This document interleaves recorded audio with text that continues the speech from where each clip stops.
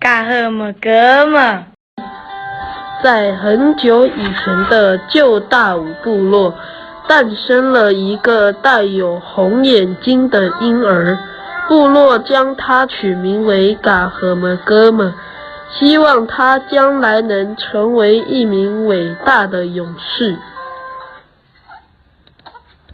随着日子一天天过去，嘎赫么哥们越长越高大，他的双眼也越来越鲜红。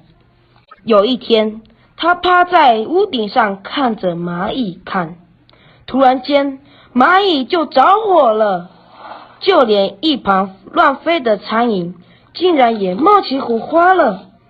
家人看了感到十分担心，生怕这样的红眼睛魔力会给部落带来危险，但要基于爱护这孩子的心，于是拿了一条布将他的双眼蒙了起来。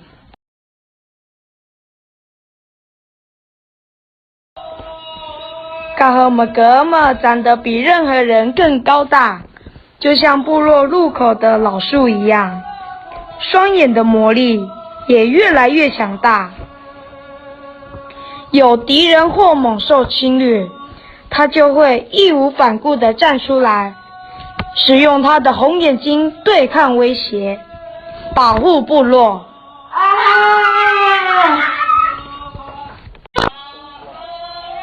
一次丰年祭，因为太过兴奋，酒酣耳热的众人玩闹之下，不小心将蒙眼布扯了下来，瞬间周围被火蛇吞噬。自责的他，为了不再因为意外而伤到族人，于是他决定搬去禁忌之地居住。爱他的族人仍然每天送饭给他，他也会用魔力狩猎，分享给族人。路途这么远，东西这么重，很累啊！那么大的人，还要别人照顾他，太麻烦了。如果没有他，就没有这份苦差事，那该有多好啊！而且他的眼睛太危险了。既然这样，那我们就干脆，送饭的青年们心怀不轨地走进了禁忌之地，摇了摇铃铛，嘎赫么哥们蒙上双眼走了出来，却遭到猛烈的袭击。